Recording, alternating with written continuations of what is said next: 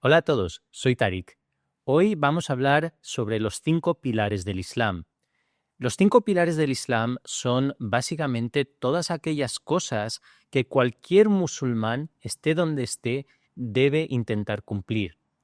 A diferencia de los 6 artículos de fe, que es un tema sobre el que hablamos en el anterior vídeo, y puedes verlo o bien ahora o bien después de este, los 5 pilares del Islam son cosas prácticas que un musulmán debe cumplir a lo largo de su vida, mientras que los 6 artículos de fe son los conceptos teóricos en los cuales un musulmán debe creer. Entonces, vamos a repasarlos uno por uno y vamos a ver qué podemos aprender hoy. El primer pilar es la kalima shahada. La kalima shahada es la declaración de fe. Esta es la frase, la oración que las personas recitaban cuando se convertían al Islam y es una intención, es una declaración de intenciones. En árabe, la kalima shahada es La ilaha illallahu Muhammadur Rasulullah.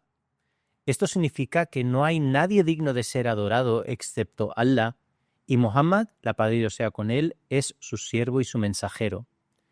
Esta declaración es importante porque nos da a entender lo que es un principio fundamental en el Islam. Es decir, que Dios, como creador, como ser que ha creado el universo, es único, no tiene a nadie igual a él. Y todo lo demás que conocemos es creación de Dios, incluyendo el mensajero y los demás profetas que han habido. Esta es la declaración y este es, digamos, el primer paso que un musulmán toma cuando se convierte al Islam. Pero hay más. El segundo pilar es la salat. La salat es la oración que todo musulmán debe cumplir a lo largo de su vida todos los días. Esto es algo fundamental dentro del Islam. ¿Por qué? Porque esta forma de adoración que el Islam, digamos, enseña, lo hace no porque Dios necesite que las personas le adoren, no añade nada a eso a su ser, sino que la oración, la salat, es una forma de ayudarnos a nosotros mismos a perfeccionar y desarrollar nuestra alma. ¿Qué quiero decir con eso? A través de la oración y a través de la adoración, el ser humano refina su espiritualidad, se aleja del pecado y busca acercarse más a Dios. Y precisamente es a través de esa conexión con Dios la manera en la que vamos a conseguir desarrollarnos y mejorar. La salat se realiza 5 veces al día. Esto es algo que todo el musulmán intenta hacer, aunque durante, digamos, ciertos momentos en los cuales una persona no pueda realizar alguna oración determinada, existen ciertas flexibilidades. Se pueden combinar, por ejemplo, 2 oraciones para que se hagan en un momento, si no se pueden hacer en los 2 momentos necesarios. Las oraciones se realizan o bien en congregación o bien individualmente. Las oraciones en congregación, que son oraciones determinadas, deben tratarse de hacerse de esa manera. Y normalmente el lugar donde se realizan es en una mezquita. Sin embargo, hay otras oraciones que se realizan individualmente. Entonces, ¿qué diferencia entre unas y otras? Las oraciones en congregación pretenden ser una adoración colectiva, en las cuales todos adoran a Dios de la misma manera. Mientras que las oraciones individuales son más privadas. La persona intenta, digamos, fortalecer su conexión con Dios o suplicarle por aquellas cosas que necesita. Por otro lado, los niños deben comenzar a intentar adquirir el hábito de hacer la salat a partir de los 7 años. Sin embargo, es costumbre de que sea a partir de los 10, cuando ya se intente de alguna manera obligar al niño a que realice las oraciones de forma habitual y no antes. Como os he dicho, las oraciones pueden ser o en congregación o individuales. Y tanto en unas como en otras hay dos formas, digamos, de realizar la oración. Todas las oraciones tienen una parte que se recita en árabe. Es lo que se llama aquí la recitación formal, Normalmente son versículos del Corán y algunas oraciones que Dios nos enseña.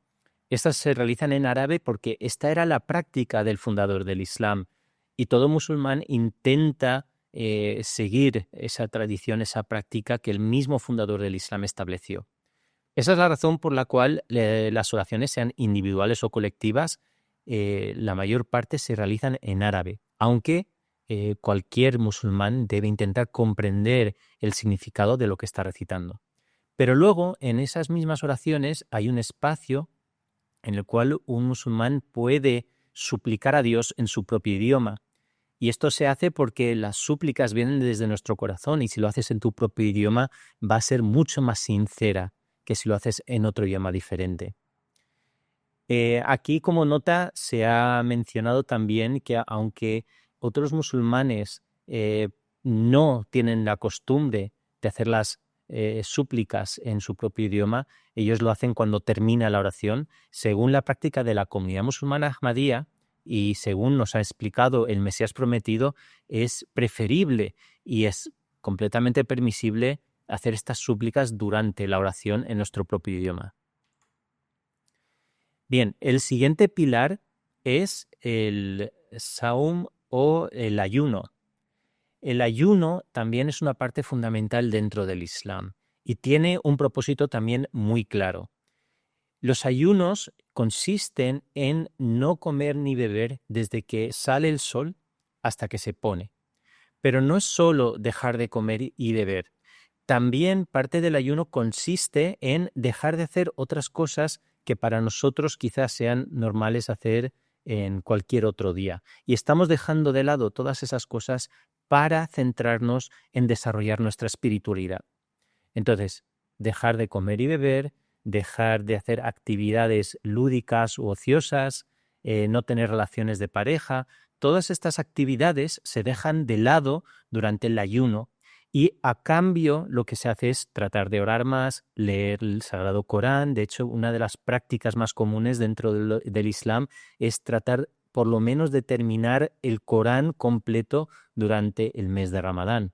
¿Y qué es el mes de Ramadán? El mes de Ramadán es un mes establecido que cada año lunar, un musulmán durante todo ese mes trata de hacer todos los días el ayuno que enseña el Islam, ¿de acuerdo? He dicho el mes lunar porque los meses lunares son un poco más cortos que los meses solares, con lo cual el mes de Ramadán cada año es un poquito antes y así cualquier persona, esté donde esté, es capaz de realizar el Ramadán en todas las estaciones del año a lo largo de su vida.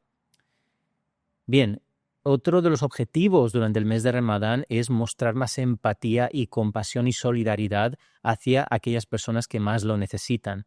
El pasar hambre a lo largo del día y no realizar ciertas actividades a las cuales estamos acostumbrados hace que te sientas más, digamos, cercano a aquellas personas que no pueden hacer esas actividades como comer y beber de forma rutinaria, tanto como nosotros lo hacemos. Por lo tanto, es un mes en el cual los musulmanes intentan también dar más en caridad, etcétera, etcétera. Bien, sobre el tema del ayuno.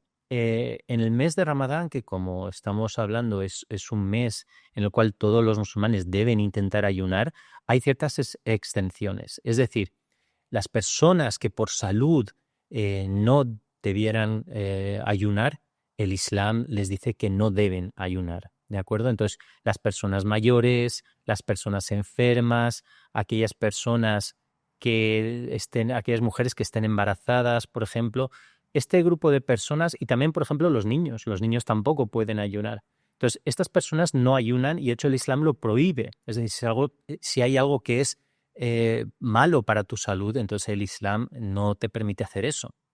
Sin embargo, sí que se les recomienda que paguen el fidya, ¿vale? El fidya es un donativo que se da y se da precisamente para aquellas personas que quieren, a lo mejor necesitan el dinero porque no tienen los medios, ¿no? para subsistir o porque no pueden pagarse la comida, etcétera. Entonces, Aparte de esto, hay exenciones temporales. ¿Qué son las exenciones temporales? Son en casos de personas que no pueden realizar el ayuno por algún motivo puntual, ¿vale? Por ejemplo, el tema de las mujeres embarazadas iría aquí, porque obviamente es un periodo fijo y determinado y después sí que pueden ayunar. Lo mismo pasa con las personas que están de viaje, tampoco deben ayudar en ese momento. En fin, las personas que están enfermas pero que se recuperan más adelante, etcétera. Para estas personas las exenciones son diferentes. ¿Por qué? Porque ellos no deben ayunar durante ese periodo, pero más adelante deben tratar de recuperar el ayuno. ¿De acuerdo? Así es como funciona. Cuarto pilar es la peregrinación o el Hajj. El Hajj es la peregrinación que todo musulmán debe intentar hacer al menos una vez durante su vida y tiene que hacerlo viajando a la ciudad de la Meca, donde está la Kaaba. ¿De acuerdo? La Kaaba, que ahora veremos, es un lugar sagrado para los musulmanes y la peregrinación se hace allí.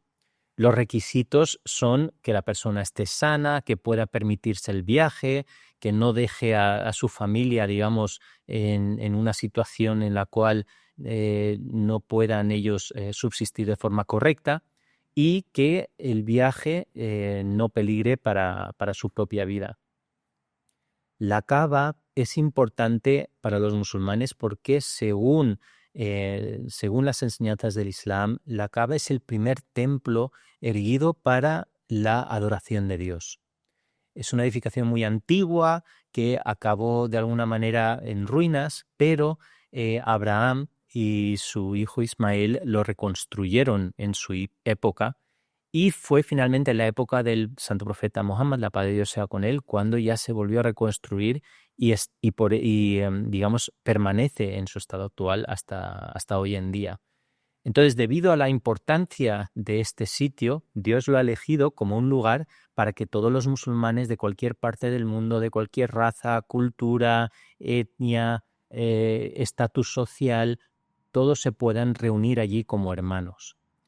Fijaros que esto es algo que es repetitivo en el Islam, esta idea de que todos somos iguales. En los rezos, como he mencionado, en la salat hay oraciones que son en conjunto, son en congregación.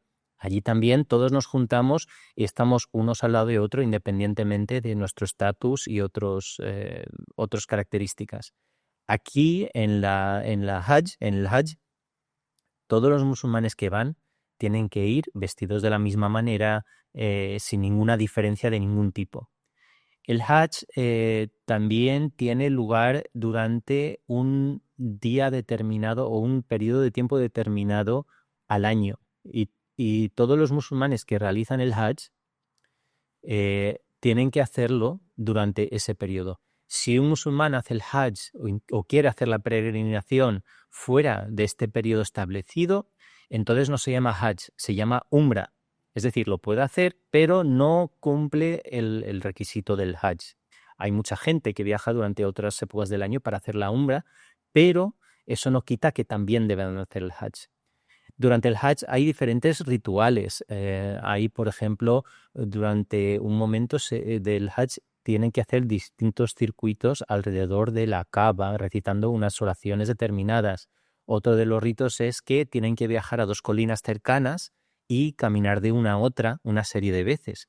Estas dos colinas, Safa y Marwa, son importantes para el Islam porque este es el sitio desde donde la esposa y el hijo de Abraham, Dios le dijo a Abraham que les dejara allí para que ellos pudieran de alguna manera establecer la importancia de la Kaaba y la ciudad de la Meca, que es una historia muy bonita y os recomiendo que veáis. Y el último pilar es el zakat. El zakat, o la purificación de la riqueza, es la forma que tiene el Islam de establecer la igualdad económica en una sociedad, o mejor dicho, de ayudar a la gente que no tiene a lo mejor los mismos medios como el resto de nosotros, no tiene las mismas oportunidades, es más pobre, etc. Entonces, este tributo, digamos, lo deben de pagar aquellas personas que tienen una serie de ahorros o propiedades y sobre esas ganancias se paga un 2,5%, ¿de acuerdo? Entonces, no es, digamos, para todo el mundo en el sentido de que aquellas personas que tienen menos no tienen que pagarlo o tienen que pagar menos, pero aquellas personas que tienen más tienen que pagar más. No solo eso, sino que este donativo se hace sobre los bienes que están, digamos, parados. Es decir, si tienes unos ahorros en banco y no lo estás utilizando durante un año, ahí es cuando empiezas a tener que pagar sobre eso. Si son activos, activos que sí que estás utilizando activamente y no llegan a superar el año estando parados, entonces no tienes que pagar sobre ello. Como digo, esta ayuda va sobre todo a las personas más necesitadas, a los huérfanos, a las viudas, también a aquellas personas que están, digamos, sirviendo a Dios y necesitan los medios para ello. Y esto es diferente del chanda. El chanda es un concepto específico de la comunidad musulmana ahmadía y es un donativo que dan los miembros para mantener y promover las actividades que realiza la comunidad ahmadía. Por ejemplo, para los misioneros que trabajan al servicio de la comunidad, para la construcción de mezquitas, para otros proyectos que realiza la comunidad, como la publicación de libros y otras actividades. Para eso se paga el chanda y es un donativo separado. El pagar el chanda no implica que no se pague el zakat, porque el zakat es un pilar, uno de los pilares de la fe islámica y es algo que paga cualquier, o sea, es algo que es para cualquier musulmán. Y bien, con esto terminamos la presentación de hoy. Espero que os haya sido útil y os haya aclarado los conceptos que entran dentro de los 5 pilares del Islam. Como siempre, muchas gracias por escucharnos y que la paz de Dios sea contigo.